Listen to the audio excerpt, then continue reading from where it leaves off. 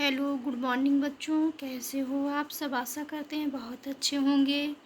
तो बच्चों, आज हम 5th क्लास की हिंदी की ग्रामर बुक से चैप्टर नंबर 16 पढ़ेंगे। वाक्य मतलब सेंटेंस। वाक्य क्या होते हैं उसके बारे में आज हम जानेंगे। तो वाक्य क्या होता है? वाक्य का शाब्दिक अर्थ होता है निश्चित क्रम में लिखे गए सार्थक शब्दों के व्यवस्थित समूह को क्या कहते हैं? वाक्य कहते हैं।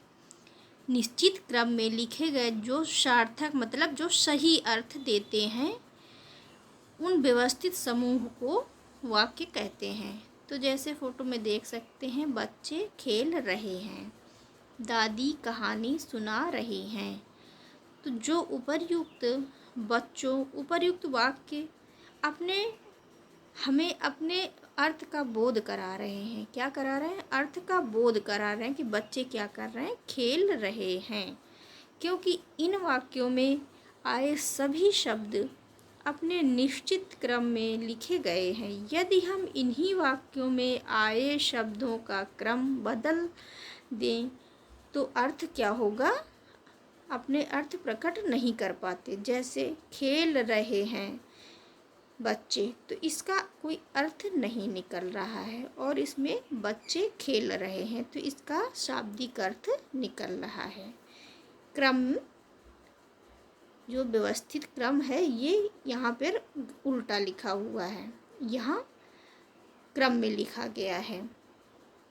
सुना कहानी दादी है रही, तो ये देखिए इसका जो क्रम है ये उल्टा है। सही क्रम में शब्द व्यवस्थित रूप से नहीं है इसमें।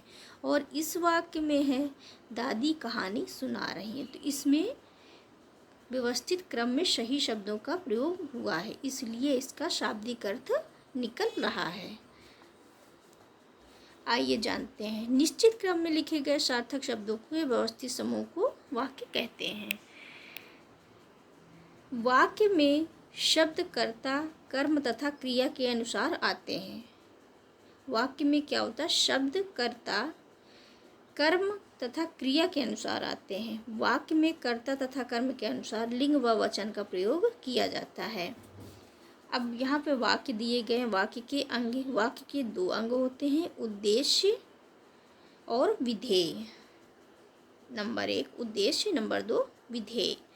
तो पहला हम पढ़ेंगे उद्देश्य। तो वाक्य में जिनके बारे में कुछ कहा या बताया जाता है उसे वाक्य का उद्देश्य कहते हैं।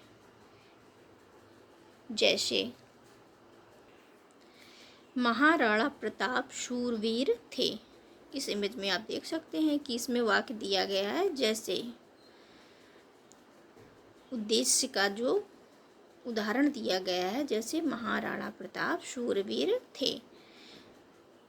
शेर जंगल का राजा है। तो उपर्युक्त वाक्यों में महाराणा प्रताप तथा शेर के बारे में बताया जा रहा है।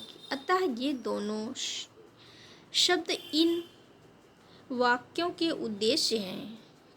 यहाँ पे उद्देश्य कौन है? महाराणा प्रताप।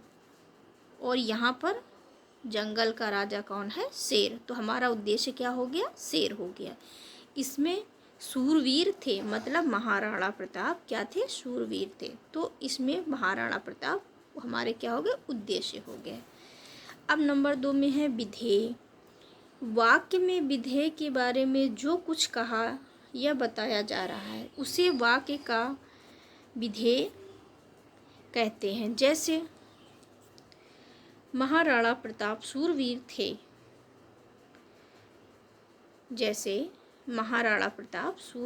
थे।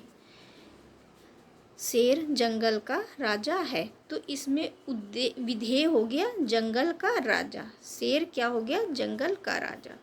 और इसमें विधेय हुआ शूरवीर थे, मतलब कौन थे? महाराणा प्रताप शूरवीर थे। तो यहाँ पे विधेय हो गया शूरवीर।